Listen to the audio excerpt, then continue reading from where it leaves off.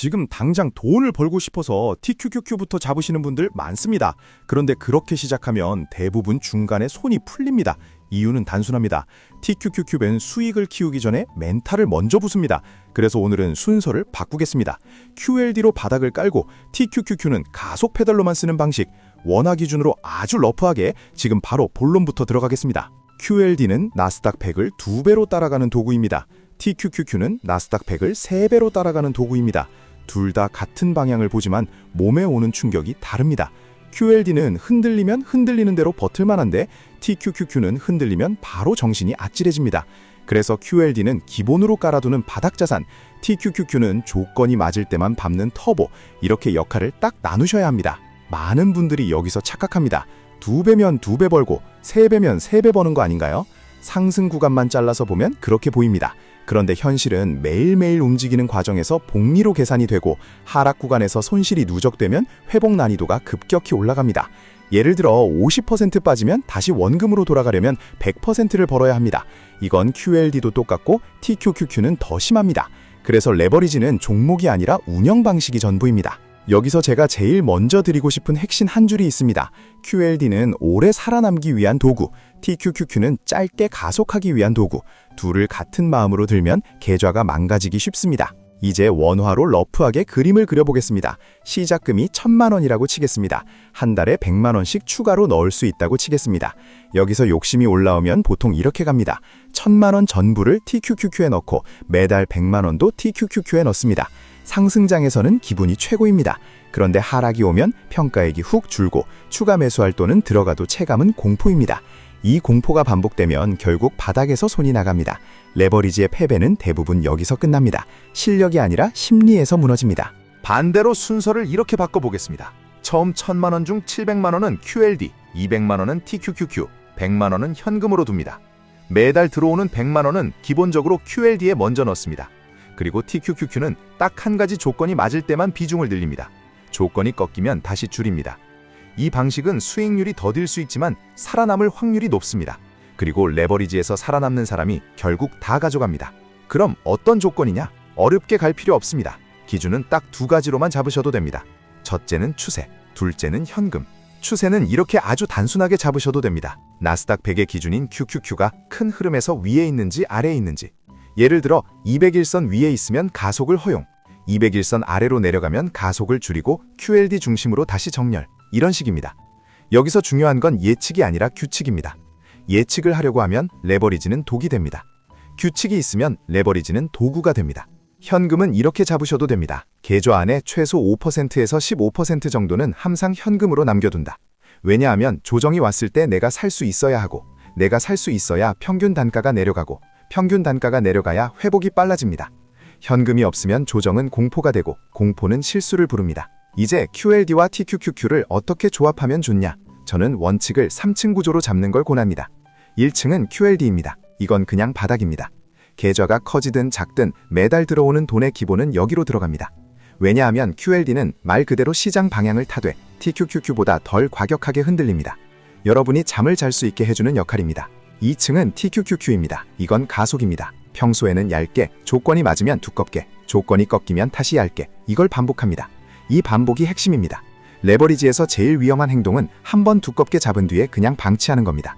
방치는 보통 하락장에서 계좌를 찢습니다. 3층은 현금입니다. 이건 보험이 아니라 탄약입니다. 조정에서만 쓰는 탄약, 그래서 평소에 남겨두는 겁니다. 이제 숫자로 더 러프하게 예시를 들어보겠습니다. 처음 1000만 원이 있고 매달 100만 원씩 12개월을 넣는다고 치면 1년 동안 들어가는 원금은 2200만 원입니다. 여기서 중요한 건 수익률을 몇 퍼센트 만들겠다가 아닙니다. 1년 동안 내가 규칙을 몇 번 지키느냐입니다. 그래서 규칙을 아주 간단히 하셔야 합니다. 규칙 예시를 드리겠습니다. 기본 비중은 QLD 80, TQQQ 10, 현금 10. 가속 허용 조건이 켜지면 QLD 60, TQQQ 30, 현금 10. 가속 금지 조건이 켜지면 QLD 90, TQQQ 0에서 5, 현금 10. 이 정도면 됩니다. 너무 정교하면 손이 꼬입니다. 레버리지는 단순함이 이깁니다. 그럼 가속 허용 조건은 어떻게 켜느냐? 저는 가장 단순한 걸 좋아합니다. 예를 들어 QQQ가 200일선 위에서 일정 기간 유지되면 켠다. 혹은 QQQ가 최근 고점을 다시 회복하면 켠다. 반대로 200일선 아래면 무조건 끈다. 이런 식으로요. 핵심은 이겁니다.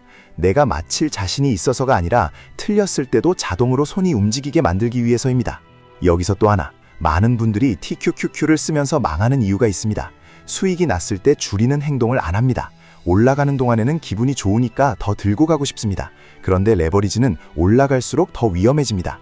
그래서 수익이 났을 때 일부를 줄이고 줄인 돈의 일부를 QLD로 옮기고 일부는 현금으로 남겨두는 동작이 필요합니다. 이게 레버리지의 안전장치입니다. 예를 들어 이런 식입니다. TQQQ가 빠르게 올라서 계좌에서 비중이 커졌습니다. 그러면 내가 정해둔 상한선을 넘는 순간 초과분을 자릅니다. 자른 금액의 절반은 QLD로 옮깁니다. 나머지 절반은 현금으로 둡니다. 이렇게 하면 상승장에서는 가속을 즐기면서도 하락장에서는 회복할 힘이 생깁니다. 여기서 QLD의 진짜 가치가 나옵니다. QLD는 재미가 없습니다. 그래서 사람들이 무시합니다. 그런데 재미가 없다는 건 내가 감정적으로 흔들릴 요소가 줄어든다는 뜻입니다. 투자에서 감정이 줄면 실수도 줄고 실수가 줄면 복리가 쌓입니다. 결국 QLD는 수익률로만 보면 심심해도 계좌 운영 전체에서는 엄청 강합니다. 반대로 TQQQ의 진짜 가치는 이겁니다. 상승 구간에서 시간을 단겨옵니다.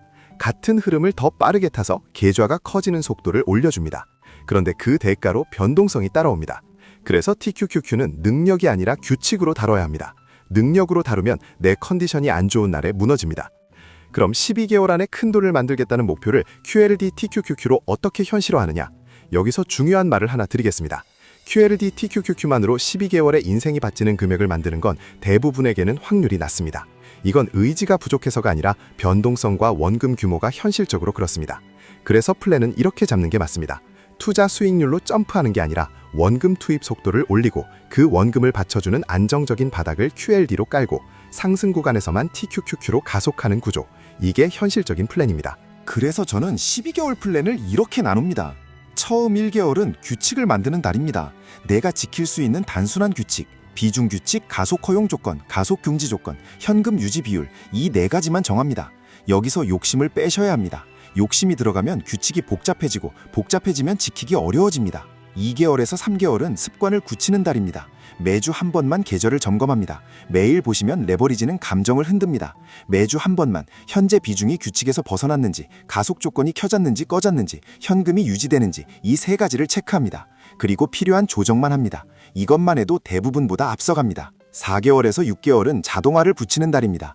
자동이 어렵다면 반자동이라도 좋습니다. 매달 월급날에는 QLD를 기본 매수, 가속이 켜져 있는 주간에는 TQQQ를 추가 매수, 가속이 꺼져 있는 주간에는 TQQQ 매수 중단, 대신 현금과 QLD를 두껍게 이렇게 리듬을 만듭니다. 리듬이 생기면 수익이 아니라 반복이 쌓이고 반복이 쌓이면 결국 성과가 따라옵니다. 7개월에서 9개월은 수익 관리 달입니다. 이때부터는 TQQQ가 잘 나가면 계좌가 빨리 커질 수도 있습니다. 그 순간 제일 위험한 유혹이 옵니다. 더 넣고 싶다, 더 들고 가고 싶다. 이 유혹이 오면 오히려 줄이는 동작을 하셔야 합니다. 초과 비중을 잘라서 QLD로 옮기고 현금을 다시 채웁니다. 이 구간에서 살아남는 사람이 다음 구간에서 크게 먹습니다. 10개월에서 12개월은 방어를 강화하는 달입니다. 가속이 켜져 있어도 계좌가 커졌으면 변동성도 커집니다. 같은 퍼센트 하락이라도 원화 손실이 체감으로 크게 다가옵니다. 그래서 이 시기에는 비중 상한선을 더 빡빡하게, 현금 유지 비율을 조금 더 높게 가져가는 게 좋습니다. 더 벌려고 하는 게 아니라 쌓아둔 걸 지키는 게 목적입니다. 여기서 예상 질문을 몇 개 정리해 드리겠습니다. QLD만 해도 되나요? 됩니다. 그리고 대부분에게는 그게 더 좋은 선택일 수도 있습니다. QLD는 내가 계속 버틸 확률을 올려줍니다. 버티면 복리가 붙습니다. 복리가 붙으면 결과가 나옵니다. TQQQ는 그러면 언제 사나요? 가속 조건이 켜졌을 때만, 그리고 한 번에 크게가 아니라 규칙 안에서 천천히 늘리시면 됩니다. 특히 처음에는 TQQQ 비중을 낮게 시작하셔야 합니다. 손이 풀리지 않습니다. 하락장이 오면 어떻게 하나요? 규칙배로 하시면 됩니다. 가속 금지면 TQQQ를 줄이고 QLD와 현금을 남깁니다. 그리고 하락장에서 내가 할 수 있는 유일한 승부수는 현금이 남아있을 때만 분할 매수로 평균을 낮추는 겁니다. 현금이 없으면 승부수가 아니라 버티기 게임이 됩니다. 그럼 수익이 났을 때는요? 수익이 났을 때가 더 중요합니다. TQQQ는 수익이 날수록 비중이 커집니다. 비중이 커지면 위험도 커집니다. 그래서 상한선을 넘으면 초과분을 자르고 일부는 QLD로 옮기고 일부는 현금으로 남기셔야 합니다. 이게 레버리지의 핵심 스킬입니다. 마지막으로 원화로 진짜 러프한 시나리오를 한 번 더 그려드리겠습니다. 계좌가 3천만 원이 됐다고 치겠습니다. 이때 QLD를 2,400만 원, TQQQ를 300만 원, 현금을 300만 원 이런 식으로 깔아두면 마음이 덜 흔들립니다. 가속 조건이 켜지면 TQQQ를 900만 원까지 늘리고 QLD를 1,800만 원으로 줄이는 식으로 가도 됩니다. 대신 현금 300만 원은 건드리지 않는다고 정해두시면 조정이 와도 행동이 가능합니다. 여기서 가장 중요한 건 수익률이 아니라 내 손이 멈추지 않게 만드는 구조입니다. QLD는 지루함으로 승부하는 도구입니다. TQQQ는 타이밍과 규칙으로 승부하는 도구입니다.